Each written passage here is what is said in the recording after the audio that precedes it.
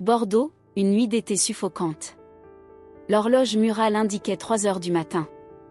Je m'étais réveillée avec cette sensation oppressante de chaleur et de malaise qui s'accrochait à ma peau comme un voile invisible. Vêtue d'une nuisette en satin couleur ivoire, son tissu léger collait à mes courbes sous l'effet de la moiteur ambiante. Je quittais ma chambre, pieds nus. Chaque pas résonnait légèrement sur le parquet ancien de mon appartement haussmannien. Le silence de la nuit était presque pesant, rompu seulement par le léger souffle du vent filtrant par une fenêtre entr'ouverte. Je voulais de l'eau, juste un peu de fraîcheur pour calmer cette sensation d'éveil étrange. Mais en traversant le couloir faiblement éclairé, je remarquai une lueur sous la porte de la salle de bain. Mon cœur rata un battement. Je vivais seule. Lentement, comme mue par un instinct incontrôlable, je posai la main sur la poignée. Mon souffle s'accéléra légèrement tandis que j'ouvrais la porte, laissant s'échapper un nuage de vapeur qui vint caresser mon visage. Là, devant moi, une silhouette masculine se dessinait à travers la buée du miroir. Gabriel. Je ne l'avais pas vu depuis des années. Nous avions grandi ensemble, partagé des rires, des secrets, des promesses d'enfants qu'on croyait éternelles. Et puis il avait disparu, emporté par les vagues du temps, jusqu'à cette nuit. Il se tenait debout, son corps sculpté par l'ombre et la lumière des lampes tamisées, ses cheveux noirs encore mouillés collés à sa nuque, et une goutte d'eau glissa lentement le long de sa clavicule, disparaissant sous la serviette négligemment nouée à sa taille. Son parfum boisé et le savon Chloé imprégnaient l'air, enivrant mes sens malgré moi. « Élise !» Sa voix grave s'éleva dans l'espace confiné, résonnant dans ma poitrine avec une intensité troublante. Je savais que je devais détourner les yeux, me reculer, refermer la porte, mais quelque chose m'en empêchait. « Qu'est-ce que tu fais ici ?» murmurai-je enfin, la gorge sèche. Un sourire en coin apparut sur son visage. Lentement, il se tourna vers moi, me dévoilant pleinement la puissance de sa présence. « C'est toi qui m'as appelé, non ?» Ma respiration se bloqua. Avais-je vraiment souhaité son retour ? Peut-être que oui, peut-être qu'au fond de moi j'avais toujours su qu'il reviendrait. Il fit un pas vers moi. L'air brûlant de la salle de bain semblait se charger d'une tension palpable. « Tu sembles troublé », souffla-t-il, son regard accrochant le mien avec une intensité insoutenable. Mon pouls s'accéléra. La soie de ma nuisette glissa légèrement sur mon épaule dénudée, exposant ma peau frissonnante sous la lumière tamisée. Il le vit. Un silence, une attente. Puis, dans un geste lent et délibéré, il tendit la main, effleurant du bout des doigts une mèche de mes cheveux. Son contact était à peine perceptible, mais il fit naître un frisson électrique le long de mon échine. « Et tu n'as pas changé, Élise. » Sa voix était douce, mais elle portait en elle un poids que je n'arrivais pas à décrypter. Il n'y avait pas que le passé entre nous, il y avait quelque chose d'autre, quelque chose qui n'attendait qu'une étincelle pour s'embraser. J'aurais pu parler, mettre fin à cet instant, retrouver la raison, mais au lieu de cela, je restais là, incapable de bouger, suspendu entre la tentation et l'interdit. Gabriel s'approcha encore d'un pas, réduisant la distance à un souffle. « Et tu veux que je parte ?» demanda-t-il, sa voix à peine audible. Je savais que la seule réponse raisonnable était oui, mais ces mots ne sortirent pas de ma bouche. Alors, il esquissa un sourire dangereux, et dans ce silence chargé de promesses inavouées, la nuit venait tout juste de commencer. Le silence entre nous était devenu insoutenable. Gabriel se tenait toujours là, à quelques centimètres de moi, torse nu, la chaleur de la salle de bain collant à sa peau, des perles d'eau qui glissaient lentement le long de sa clavicule. Son regard ne me quittait pas et j'étais incapable de bouger, comme si j'étais prise au piège d'un jeu dont j'ignorais encore les règles. « Et tu es toujours aussi silencieuse » murmura-t-il avec un léger sourire, brisant enfin la tension. Je déglutis difficilement. L'air me semblait plus dense, plus lourd. « Et tu es revenu » soufflai-je, plus pour moi-même que pour lui. « Et tu ne sembles pas si surprise. » Il n'avait pas tort. Depuis son départ, des années auparavant, j'avais toujours senti qu'il reviendrait un jour. Il avait été l'ombre de mon adolescence, l'ami insaisissable qui disparaissait quand il lui semblait, pour réapparaître quand on l'attendait le moins. Et maintenant, il était là, dans ma salle de bain, comme s'il n'était jamais parti. « Pourquoi maintenant ?» demandai-je enfin, trouvant un semblant de courage dans ma voix. Gabriel esquissa un sourire en coin et s'approcha légèrement, réduisant encore plus la distance entre nous. Parce que c'est le moment.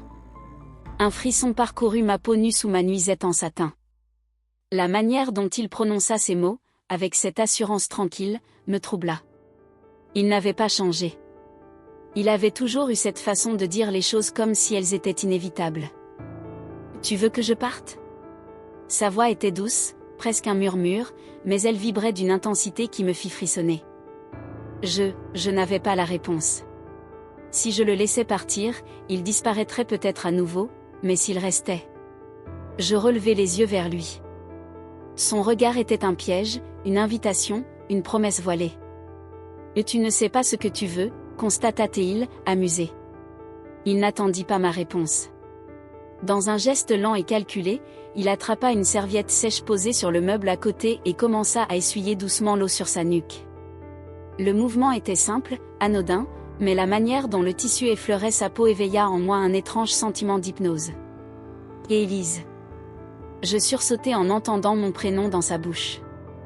Il l'avait prononcé avec cette intonation particulière, celle qui me donnait l'impression qu'il me connaissait mieux que je ne me connaissais moi-même. Il se rapprocha encore. Cette fois, je reculai d'un pas par pur réflexe et sentis mon dos heurter le mur froid. Son sourire s'élargit légèrement. Il aimait jouer et je venais de lui montrer que j'étais une adversaire facile à déstabiliser. Et toujours aussi féline, mais un peu trop prévisible, murmura-t-il, ses yeux plongés dans les miens. Je sentis son parfum boisé envahir mes sens, me faisant perdre pied un instant. Je voulais répondre quelque chose, mais les mots restaient coincés dans ma gorge.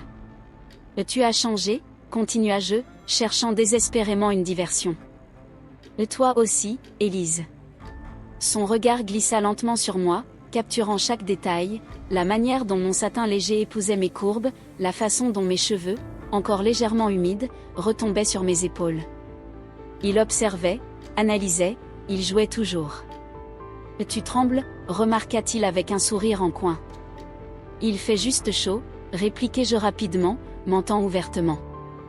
Il haussa un sourcil amusé, mais ne me contredit pas. « Tu ne devrais pas rester là, Gabriel », dis-je enfin d'une voix plus ferme. « Pourquoi ?» Il attendit un silence, une attente suspendue entre nous. Et puis, d'un geste aussi imprévisible qu'intime, il leva lentement la main et effleura une mèche de mes cheveux. Ce n'était qu'un contact furtif, presque innocent, mais il alluma un incendie sous ma peau. Je ne savais pas si c'était moi qui avais retenu mon souffle ou lui. Le monde autour de nous s'effaçait. « Si tu veux que je parte, dis-le. » Ses doigts frôlèrent à peine ma joue, son souffle chaud effleurant mon cou. Ma tête me hurlait de parler, de dire « pars », de reprendre le contrôle, mais au lieu de cela, je restais silencieuse. Gabriel observa mon hésitation et esquissa un sourire. Cette fois, ce n'était plus un simple jeu, c'était une promesse silencieuse, et je venais, sans un mot, de la sceller. L'atmosphère était électrique. Gabriel était toujours si proche que je sentais la chaleur de son corps. Son regard me piégeait, et malgré moi, je restais figée, partagée entre la tentation et la crainte. « Dis-moi de partir, Élise » murmura-t-il. Je savais que c'était ce que je devais faire, mais les mots restèrent bloqués. Soudain, un bruit dans l'appartement brisa la tension. Mon cœur s'emballa. Je vivais seule. Gabriel se raidit instantanément. Sans attendre, il avança silencieusement dans le salon. Je le suivis, retenant mon souffle. C'est là que je le vis, un manteau noir jeté sur le canapé, des chaussures près de la porte. Quelqu'un était là. Puis une voix s'éleva de l'ombre, « Vous n'auriez pas dû me voir. » Un homme inconnu apparut, son visage masqué par la pénombre. Il ne me regarda même pas. Son attention était braquée sur Gabriel. « Je ne suis pas venu pour elle, dit-il lentement. Je suis venu pour toi. » Mon sang se glaça. Gabriel, lui, resta impassible. « Je vois » murmura-t-il d'un ton sombre. Il tourna son regard vers moi. « Élise, va dans ta chambre. » Non, ce n'est pas une option. Son ton était tranchant. Je compris que la situation était bien plus grave que je ne l'imaginais. L'homme en noir eut un ricanement. « Elle est au courant, c'est un mauvais signe. » puis un éclat métallique brilla dans sa main, une arme. Mon souffle se coupa, mais avant que je puisse réagir, Gabriel bondit. Un choc, un bruit sourd, et l'instant d'après, l'homme était à terre, immobilisé sous le poids de Gabriel. « Et tu aurais dû me dire de partir, Élise » souffla-t-il en relevant les yeux vers moi. Dans son regard, je compris une chose, Gabriel n'était pas celui que je croyais connaître, et maintenant, j'étais prise au piège dans son monde. Le silence pesait dans la pièce. L'homme, toujours plaqué au sol par Gabriel, respirait avec difficulté. Son regard noir était braqué sur moi, froid, calculateur. « Elle n'a rien à voir là-dedans » cracha Gabriel entre ses dents. « Ah, pourtant elle est là » répondit l'inconnu d'un ton suffisant. Un frisson parcourut mon échine. Mon instinct me hurlait de fuir, mais mes jambes refusaient de bouger. Gabriel appuya un peu plus fort sur la gorge de l'homme, son regard s'assombrissant. « Qui t'a envoyé ?» L'homme eut un sourire mauvais. Comme si j'allais répondre à ça. En une fraction de seconde, il tenta de se libérer. Gabriel réagit immédiatement, tordant son bras d'un geste sec. Un cri de douleur résonna dans l'appartement. « Dis-moi ce que tu veux » gronda Gabriel. « Ce n'est pas moi qui veux quelque chose, c'est eux. » Gabriel se figea imperceptiblement. « Ils savent que tu es ici » poursuivit l'homme en haletant, et maintenant elle aussi. Je me sentis suffoquée. Qui était-il ? Pourquoi Gabriel semblait-il déjà comprendre tout ce qui se passait, alors que moi j'étais plongée dans l'inconnu ? L'angoisse me fit faire un pas en arrière. Je ne reconnaissais plus l'homme qui se tenait devant moi.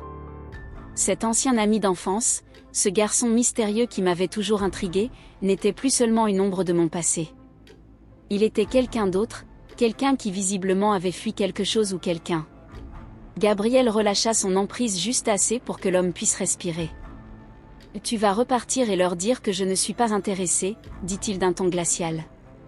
L'homme rit doucement.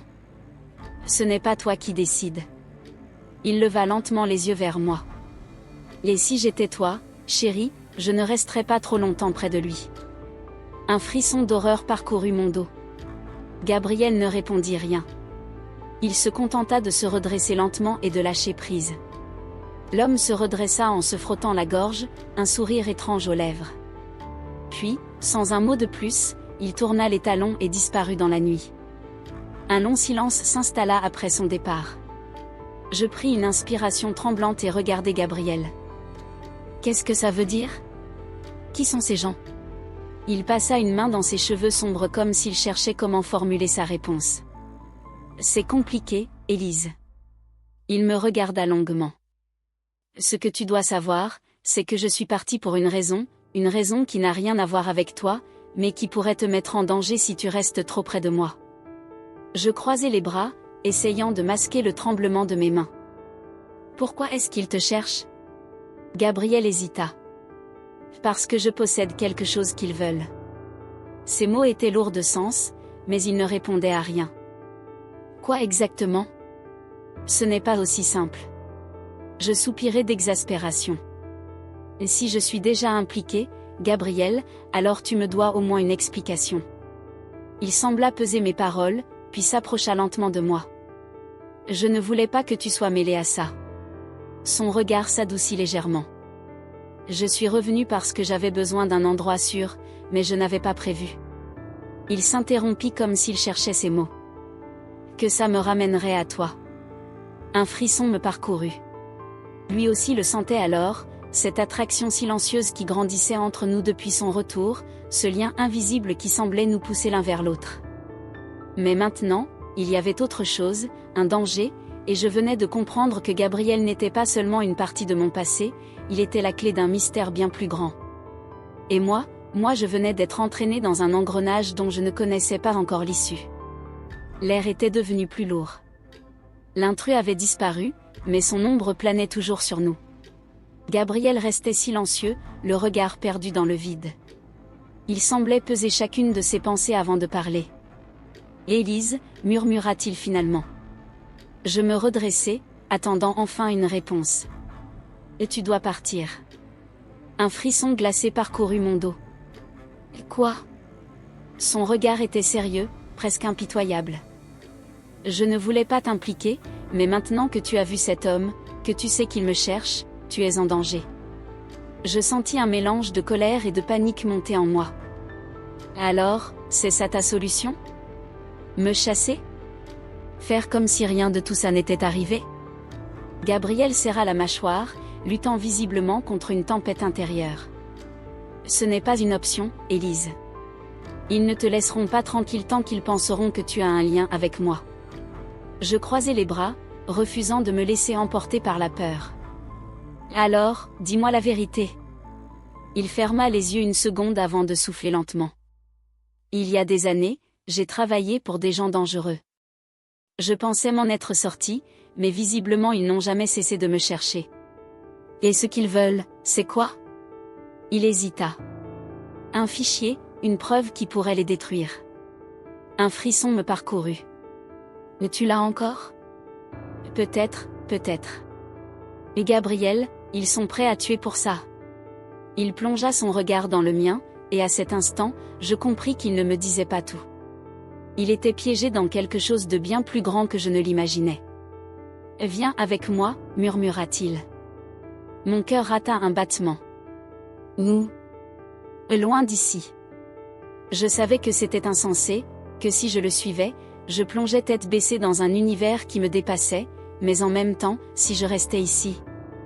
Un bruit sourd me fit sursauter. Quelqu'un était derrière la porte d'entrée. Nos regards se croisèrent, et cette fois, plus de doute, nous étions en danger.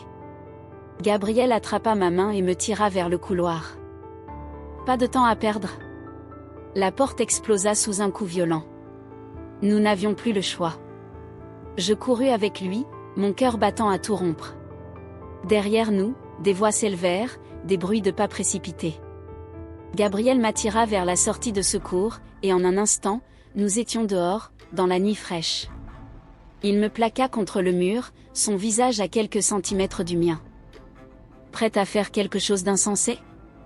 Mon souffle était court, mon corps tremblait, mais mes yeux ne quittèrent pas les siens. Oui. Un sourire fugace passa sur ses lèvres.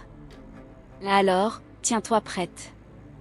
Nous disparûmes dans la nuit avec une seule certitude, à partir de maintenant, rien ne serait plus jamais comme avant.